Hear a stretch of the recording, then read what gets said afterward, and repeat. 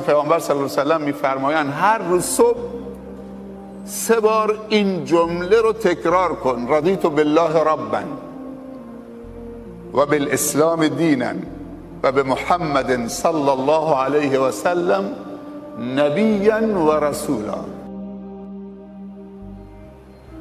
و اون کسی است که میگه ادبنی ربی فاحسن تأدیبی، انا خیار من خیار من خیار، خودش میگه الله منو ادب کرده، تربیت کرده در بهترین شکلها و حالتها. فاحسن تأدیبی.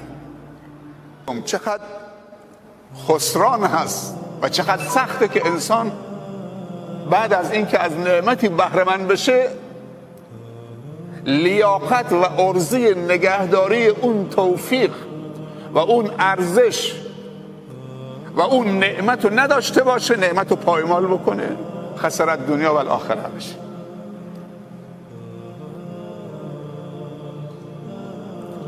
در جای دیگه خداوند میفرمایند اعوذ بالله من الشیطان الرجیم و من اعرض عن ذکری فان له معیشة ضنکا و نحشره یوم القیامة اعمی.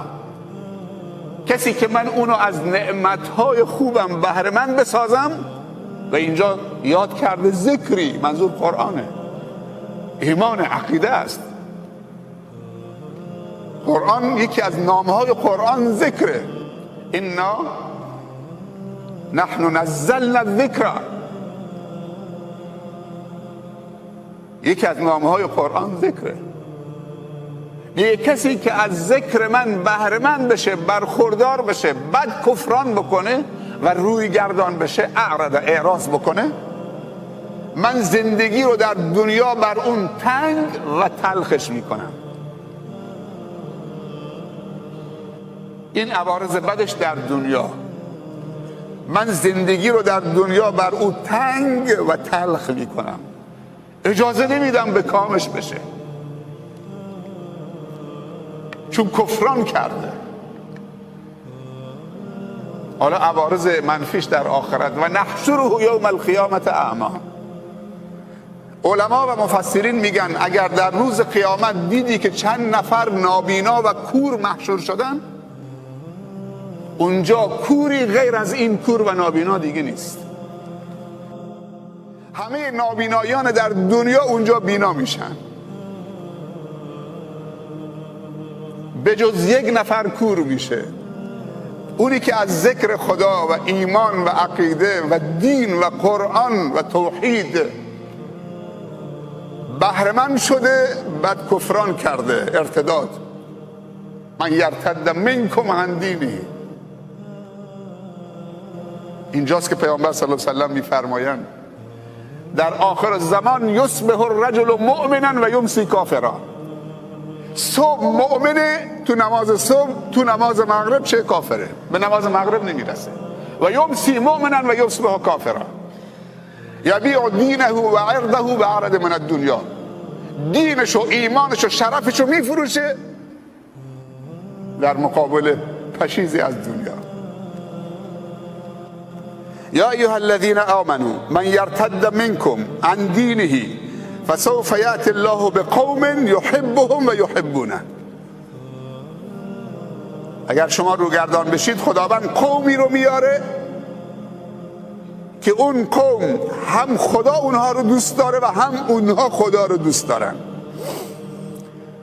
اذلة علی المؤمنین اعزة علی الکافرین. در مقابل مؤمنین متواضع هستن و فروتن و با ادب، در مقابل کافرین عزیز، قوی، قاطع، با عزت. دیگه چی کار میکنن؟ یجاهدون فی سبیل الله، سبحان الله، ولا یخافون لومة لائم. در راه خدا هر چیز رو تقدیم میکنن، مال، جان، وقت قربانی میدن و در راه خدا و تحقق بخشیدن به ایمان در جامعه و عبودیت و بندگی خدا در جامعه از سرزنش هیچ ملامت کنندی و سرزنش کنندی نمی هراسن. اگه یه جوان مؤمنی یه تحریشی گذاشته، یه نفر آمد ازش مسخره کرد، حالا مالا شدید، صبح میره تو تیغه میکنه.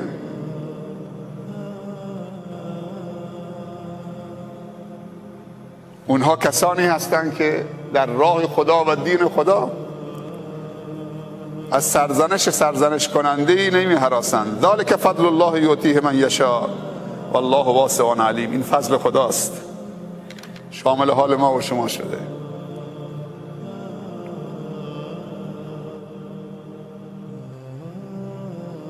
صحابه سوال کردن، احساس میکردن چون پیامبر رو میبینن، با پیامبر زندگی میکنن، شاهد نزول وحی هستن، در زمان نزول وحی دارن زندگی میکنن، شاهد جبرائیل هستن، پس اونها دیگه نزدیک ترن.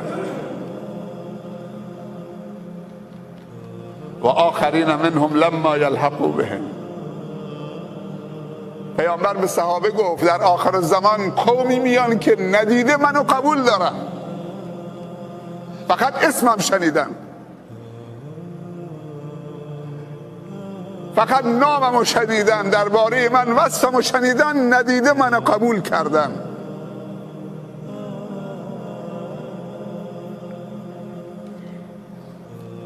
و ما ایرانی ها یه دستگیره دیگه هم داریم، سلمان فارسی رضی الله عنه. گفتن اونها چه قومی هستن؟ پیامبر گفت قوم این آقا، اشاره به سلمان کرد. و پیامبر صلی الله علیه و سلم وقتی که سلمان فارسی داستان اسلامشو بیان کرد،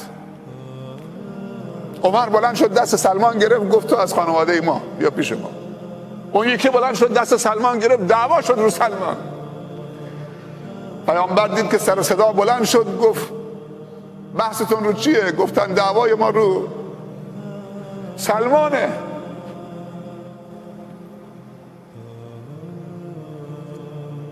بعد رسول الله صلی الله علیه و سلم بلند شد دست سلمان رو گرفت، گفت سلمان من آل البیت، سلمان از ماست، از خاندان منه، از آل بیت منه.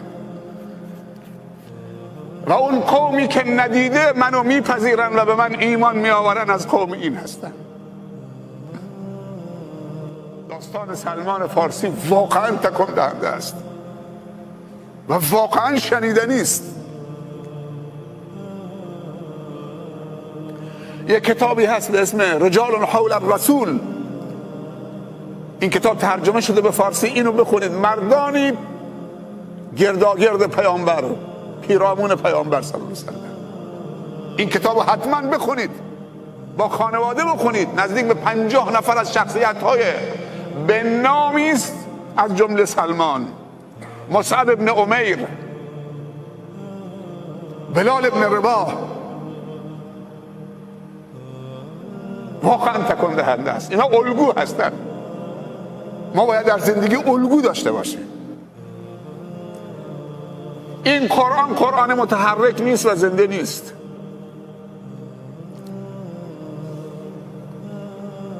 پیامبر قرآن متحرک دو پا بود، زنده بود.